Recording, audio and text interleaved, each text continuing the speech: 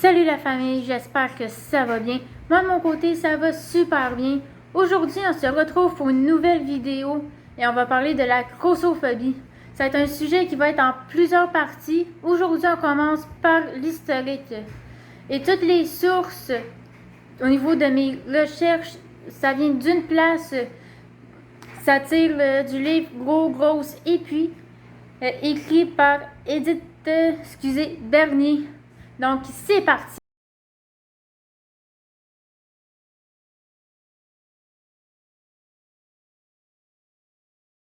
Donc, comment cette culture de la minceur a commencé?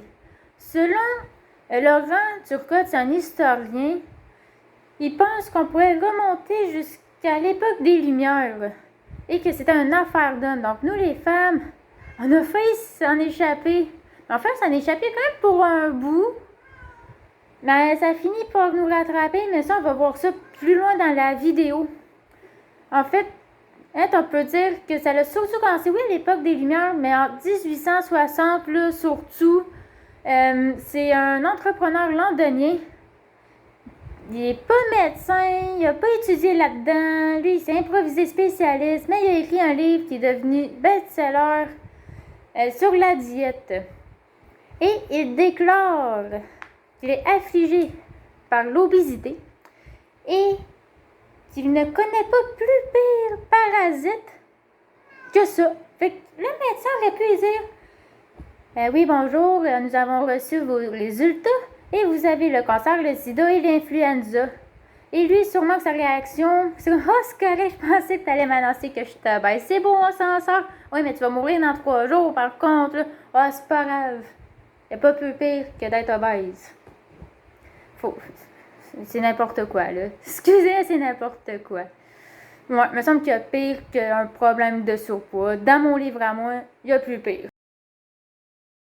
1910, c'est déjà dès le départ, c'est une date importante pour nous les femmes parce qu'il y a déjà une avancée au niveau des droits des femmes qui ont été accordés 7 ans plus tard, dans 1917. Mais en même temps de nos progrès en 1910, il y a eu la première tentative de la culture de minceur. Donc, du coup, d'un côté, on commence à être tranquillement pas vite. Ça va être dirigé aussi et surtout vers les femmes, mais pas tout de suite. On a encore un peu la paix là-dessus. On se fait pas trop déranger. Là, c'est une date importante pour nous, mais pour l'instant, si t'es pas mince, tu te faisais pas trop achaler, pardon. Entre 1925 et 1950, là, c'est surtout là que nous, les femmes, on commence à se faire achaler. Pour les mêmes raisons aujourd'hui, ça a un peu changé. Ben, c'est pas mal similaire à quelques pourcentages près, là. Dans le temps, si la femme voulait être prise au sérieuse, il fallait qu'elle soit mince. Sinon, on oubliait ça. Tu n'étais pas pris au sérieux, tu ne pouvais pas garder ta place dans les travails dits masculins. En effet, on a beaucoup aux femmes de l'après-guerre qui se sont battues corps et âme pour qu'on puisse avoir les droits qu'on a aujourd'hui. Et dans les nombreux sacrifices, ça a été au niveau du poids, du physique. Le standard de beauté change. Faut que tu sois mince, faut pas que tu prennes de masse si tu veux garder ta place. Selon l'époque, c'était le mieux qu'ils pouvaient offrir aux femmes en échange qu'ils gardent leur place. Donc du coup, ça faisait quasiment partie de l'uniforme du travail que les femmes soient minces. Puis dans le fond, ça faisait partie des sacrifices, c'était un prix requis pour qu'on puisse garder notre place. Dans l'étude de la médecine, on utilise un livre qui s'appelle Cécile. Puis ça existe quand même depuis un petit bout. En 1947, c'est la 7e, édition qui sort. Et il compare la prise de poids à l'alcoolisme. Donc, il dit que c'est héréditaire. et que ça peut être aussi dû par un manque soit social, professionnel, etc. Et il dit aussi que rêvasser nuirait aux activités physiques, donc aiderait à la prise de masse. Donc du coup, la grossophobie prend sa place vraiment tranquillement, pas vite dans la société et se taille une place de plus en plus importante et ça n'ira pas en s'améliorant. Les standards de beauté, comme je l'ai dit plus tôt, ont changé. À cette heure, la féminité et les standards de beauté, c'est rendu pour la minceur et les femmes doivent suivre le pas pour garder les droits qu'elles ont obtenus et en obtenir d'autres. C'est devenu le standard, c'est comme ça. Au même moment, il y a les premiers produits de minceur qui sortent. En fait, c'est les milkshakes, les barres protéinées qui remplacent en même temps les repas, font leur apparition et c'est quand même assez populaire. Ça pogne pas mal one-shot dû au fait que c'est de quoi d'important pour les femmes de prouver qu'elles sont sérieuses, qu'ils peuvent pas montrer de faiblesse. Donc du coup, ils vont en acheter. Les femmes vont en acheter, ils vont tout faire pour leur montrer qu'ils sont sérieuses et qu'ils tiennent à prendre leur place. La grossophobie a pris place, la culture de la minceur a gagné en popularité. C'est constaté en 1959 et 79, selon une étude où qu'on commence à voir dans les pages Playboy, surtout au niveau des pages centrales, que les mannequins ont aminci et que les participantes de Miss America, eux aussi, ils ont perdu du poids. Au même moment, dans les années 50-70, mannequins et actrices comme Marilyn Monroe ont commencé à perdre aussi du poids. Dans les années 80, malgré qu'il y a eu beaucoup d'années de passé, les choses n'ont pas vraiment évolué. Au contraire, quelqu'un disait haut et fort qu'il était bien dans sa peau. Il y a tout le temps un voisin, un collègue, ami, quelqu'un de la famille qui était prêt à remettre la vérité en pleine face, fallait qu'il perde du poids. En 85, c'est encore un débat aujourd'hui, mais dans la 17e édition, ça disait que la grossophobie, mais l'obésité était une maladie et c'est encore un débat aujourd'hui. Donc, tant qu'à être encore dans le débat, dites-moi dans les commentaires qu'est-ce que vous en pensez et pourquoi. Les années 90, ça a été le coup de départ pour la chasse, la guerre au kilo, dû au fait que l'OMS a déclaré que l'obésité était en hausse. Et les mots qui ont été choisis n'étaient pas très remplis de tendresse. C'était du sec direct, exagéré, en manque de tact. Donc du coup, ce qui a engendré, ça a été de la peur, de la violence. Et même on disait que ceux qui étaient considérés avec un poids trop élevé faisaient partie d'un club très sélect, lequel, danger public, ennemi public numéro 1 de la santé publique. De nos jours, il commence à avoir plus des recherches au niveau des troubles alimentaires, mais ils sont pas en accord. Fait que là, au niveau des chiffres, c'est juste un estimé, c'est pas précis. Les critères, c'est le gros bordel. Il y en a qui disent de quoi, il y en a d'autres qui disent autre chose. Il y en a qui vont avoir une longue liste, d'autres que la liste va en avoir moins. Il y en a qui prennent pas en compte les cas non diagnostiqués. Bref, il n'y a rien de précis. On peut pas dire ce qu'il y en est réellement. Sinon, donc, des beautés, ben, c'est encore la minceur. Puis, faut pas être gros, faut pas être grosse.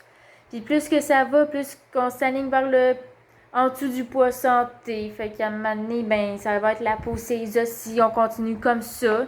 Puis, j'espère qu'on se rendra pas là. Par pitié, j'espère qu'on va se réveiller avant. Puis ce qui fait qu'aujourd'hui, pour éviter l'intimidation, parce qu'il y en a qui se font intimider à cause de leur poids, à cause qu'ils ont un problème de surpoids, fait que là, ils se font rire d'eux autres, ils se font bousculer, rabaisser, puis comme le monde il est pas mal superficieux, ben, puis qu'il n'a pas encore eu de chum, ben là, c'est un gros stress, ben, de chum ou de blonde, là, c'est un stress, là, ils veulent absolument perdre du poids, puis là, bref, c'est de la grosse merde. Donc, du coup, essayer de garder son poids de santé, ça peut en emmener du stress, puis il y a un déclencheur vers l'anorexie. Je vais faire un épisode dédié vraiment à l'anorexie, mais il y en a qui, à cause de ça, ben, ça les mène à l'anorexie, il y a des troubles alimentaires. Fait peut-être qu'on devrait peut-être les lâcher un petit peu. T'sais, si toi, t'as peur de grossir, ben fais plus de sport, mais laisse les autres en paix. C'est le moment de mon chialage. Désolée. Mais c'est ça. C'est encore un gage de problème. C'est encore un Et ça, c'est encore considéré comme un trouble. Donc, du coup, il y en a qui pensent encore que ça compromet la capacité et de s'épanouir, d'atteindre son potentiel. Comme si quelqu'un, à cause qu'il avait un surplus de poids, il pouvait pas autant fournir que l'autre qui a perdu 10 livres en quelques temps. Mais il y a autant de potentiel que n'importe qui. Après ça, ben, les adeptes de sport ont avoué d'avoir intimidé des gros, d'avoir comparé leur habitude alimentaire à celle des animaux. Pour vrai, c'est dégueulasse. C'est juste dégueulasse. Oui, je suis encore dans ma période de chialage, ok? Mais c'est dégueulasse pareil. Puis au niveau du Québec, on peut pas se vanter de faire ben des efforts. Tu sais, on s'essaye, mais on a un gros chemin à faire encore. Tu sais, l'évolution est pas mal au ralenti. À niveau protection, ils ont le droit d'en demander, de mettre ça comme... parce que dans le fond, la question revient de temps en temps, mais tu sais, c'est comme on pose la question, puis tout de suite après, à la place de donner une réponse là-dessus, ben il change de sujet. Fait que tu sais, ça revient une fois aux 100 ans, là. Ok, j'exagère peut-être un petit peu, là, mais c'est pas ça qu'on parle le plus. Fait que du coup, surtout quand c'est en 2009, 2010, là, de quand c'est au niveau de la protection de ceux qui ont ce problème-là. Puis il y en a, dans certains cas, qui peuvent faire une demande de protection ou de faire une réclamation sous motif d'handicap. Mais il faut qu'elle voie un médecin pour évaluer s'ils peuvent faire la demande. Donc, du coup, c'est pas à cause que quelqu'un a un problème de surpoids que c'est automatiquement un handicap. Pour ça, il faut aller voir un médecin que lui va juger.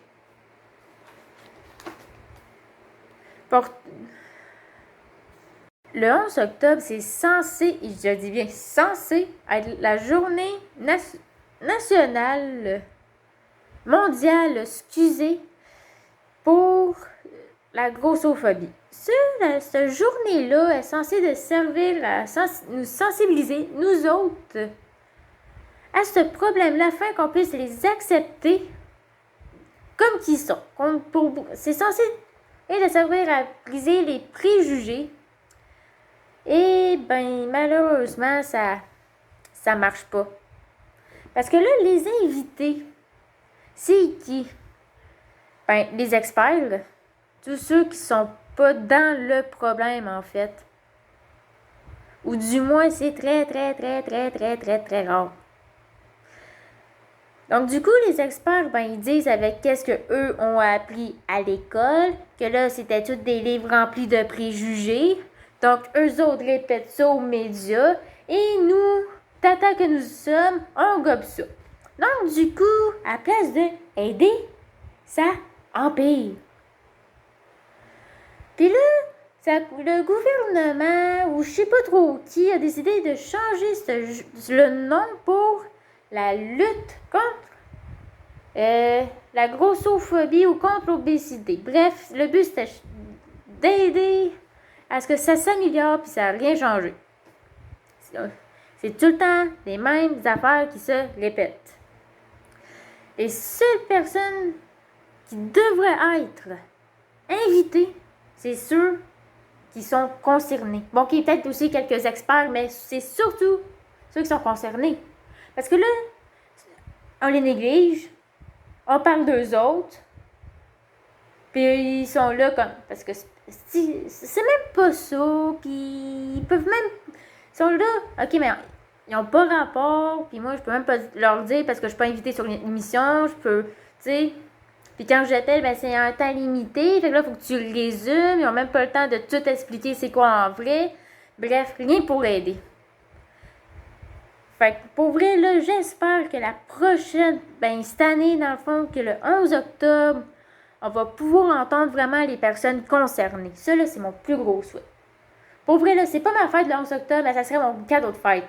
Pareil. Ou de Noël, si vous préférez en avance. Que ça, là, que eux autres puissent être entendus, puis qu'ils puissent prendre le temps de s'expliquer. Ça dépasse, pas grave. De toute façon, c'est censé être une journée dédiée à eux autres. Fait que qui dépasse le temps, on s'en fout. Fait qu'on leur donne le droit de parole, qu'ils puissent dire ce qu'il y en est vraiment pour que les préjugés puissent s'arrêter. Sans oublier non plus, l'année passée, 2020, le premier confinement, comment l'oublier? Avec les posts Facebook, les jokes, grossophobes, puis il n'y en a pas un. Non, c'est pas vrai, dans tout le lot. Tout le lot grand complet. J'ai vu un commentaire qui disait qu'on devrait peut-être arrêter. Puis cette personne-là avait raison, parce que personne ne prend en considération comment cette personne-là pouvait se sentir. Personne. C'était post après post, des jokes de grossophobie. Il n'y avait plus rien d'autre. Plus de vidéos d'animaux bien mignons, plus de personnes qui se pètent la gueule. Non, juste des jokes de grossophobie. De mon côté, là, je repense à ça, puis j'ai honte. Ça me fait honte. Puis je me dis, ouais, on n'a pas été wise, puis j'en suis désolée. Parce que j'avoue que j'ai lié à quelques-unes, et pour vrai, je repense à ça, puis je suis comme, j'aurais pas dû. C'est vrai qu'on n'a pas pris en considération, puis pour ma part, j'espère que ces personnes-là vont pouvoir nous pardonner. Mais ouais, c'est pas cool, là, pour vrai.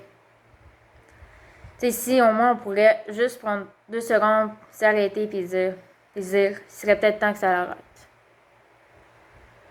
C'est des humains comme nous autres, c'est pas des bêtes de foire. Juste ça, c'est durant cette période-là, on a pris ça comme, ils ont pratiquement pris comme des bêtes de foire. Puis même avant ça, avec les émissions de télé-réalité qui montrent juste le côté, je sais pas trop comment dire, là,